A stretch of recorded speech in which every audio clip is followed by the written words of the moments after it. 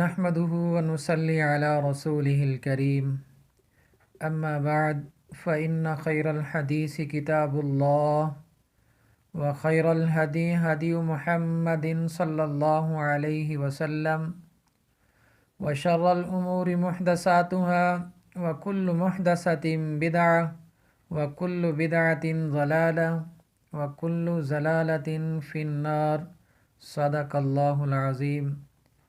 میرے واجب الاحترام دوستو، بھائیو، بزرگوں، السلام علیکم ورحمۃ اللہ وبرکاتہ۔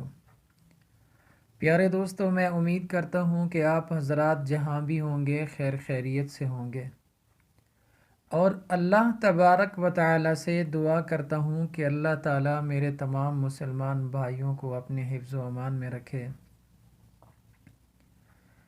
پیارے دوستو، ایک مرتبہ پھر آپ حضرات کی خدمت میں حاضر ہوا ہوں۔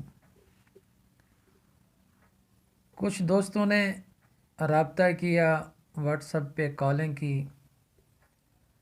اور اس بات کی شکایت کی کہ ہماری دعائیں قبول نہیں ہوتی۔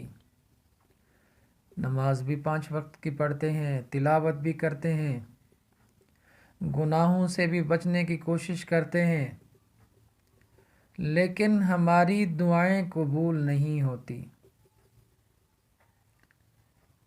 آج ان دوستوں کو دعا مانگنے کا طریقہ بتانا ہے کہ آپ حضرات نے دعا کس طرح مانگنی ہے۔ پیارے دوستو، سب سے پہلی بات یہ ہے کہ ہم جو بھی کام کریں، کوئی بڑا کام کریں یا چھوٹا کام کریں، تو وہ ہمارا کام جب نبی پاک صلی اللہ علیہ وسلم کی سنت کے مطابق ہوگا تو انشاءاللہ ہم اس میں ضرور کامیاب ہوں گے۔ اگر ہم کوئی چھوٹا یا بڑا کام خلاف سنت کر رہے ہیں تو وہ ہمارا کام صحیح سے نہیں ہوتا۔ اگر بالفرض والمحال ہو جاتا ہے، لیکن جس طرح ہونا چاہیے تھا اس طرح نہیں ہوتا۔ جو کام ہم سنت کے مطابق کریں گے تو وہ پورے کا پورا 100% ہی صحیح ہوتا ہے، چاہے وہ ہمیں نظر آئے یا نہ نظر آئے، لیکن وہ کام ٹھیک ہوتا ہے جو سنت کے مطابق کیا جائے۔ مثال کے طور پر ہم کہیں باہر سفر پہ جا رہے ہیں تو ہم سنت کے مطابق گھر سے باہر نکلیں، دعائیں وغیرہ پڑھ لیں تو سفر تو ہمارا ویسے بھی طے ہو جائے گا، لیکن جو سفر کے دوران انسان کے اوپر خطرات ہوتے ہیں، کوئی مصائب آ جاتے ہیں، کوئی پریشانی آ جاتی ہے، جب سنت کے مطابق گھر سے باہر نکلیں گے، دعائیں پڑھیں گے تو راستے کے کوئی مسائل انسان کو پیش نہیں آئیں گے۔ جب ہم کوئی دعا نہیں پڑھیں گے، خلاف سنت گھر سے باہر نکلیں گے تو سفر تو ویسے بھی ہو جائے گا، لیکن اس میں کوئی نہ کوئی رکاوٹ، کوئی پریشانی بن سکتی ہے۔ تو پیارے دوستو، کوشش کیا کریں جو بھی کام کریں سنت کے مطابق کریں۔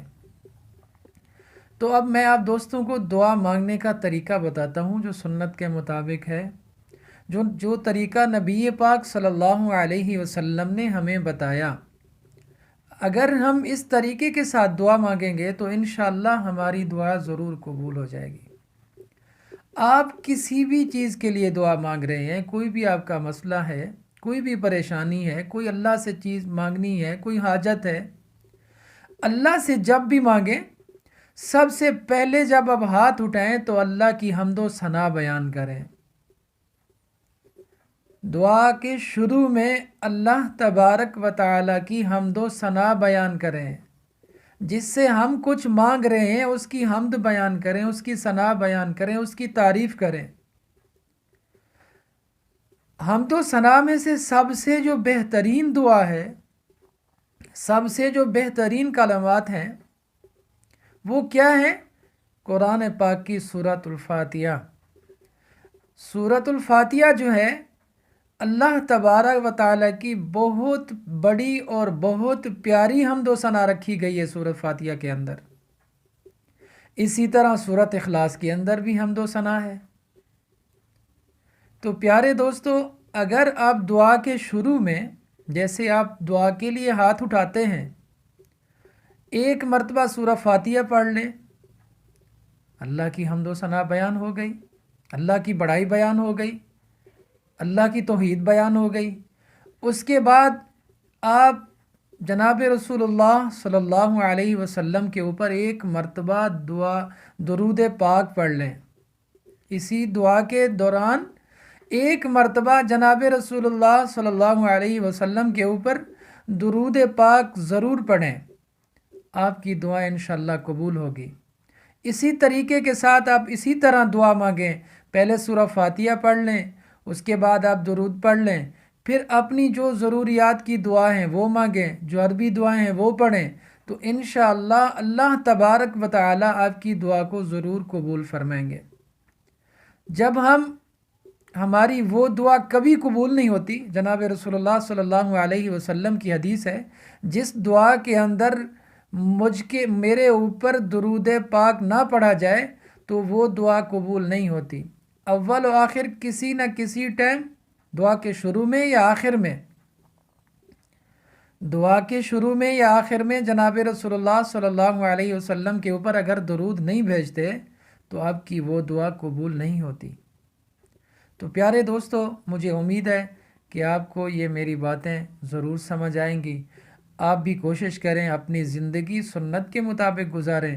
میں بھی انشاءاللہ کوشش کروں گا، اور اللہ تبارک و تعالی سے دعا کرتا ہوں کہ اللہ تعالیٰ مجھے بھی اور آپ کو بھی جناب رسول اللہ صلی اللہ علیہ وسلم کی ہر سنت کے اوپر عمل کرنے کی توفیق عطا فرمائے۔ پیارے دوستو، اللہ تعالیٰ سے دعا ہے کہ اللہ تعالیٰ مجھے بھی اور آپ سب کو 5 وقت کی نماز ادا کرنے کی توفیق عطا فرمائے۔ اللہ تبارک و تعالیٰ سے دعا ہے کہ اللہ تعالیٰ ان تمام مسلمانوں کی پریشانیوں کو دور فرمائے جو بھی مسلمان اس دنیا میں پریشان حال ہیں۔ اللہ تعالیٰ بے روزگاروں کو رزق حلال نصیب فرمائے۔ اللہ تبارک و تعالیٰ سے دعا ہے کہ جتنا مسلمان اس دنیا سے رخصت ہو چکے ہیں، اللہ تعالیٰ ان تمام کی مغفرت فرمائے۔ پیارے دوستو، اپنی دعاؤں میں یاد رکھنا۔ والسلام۔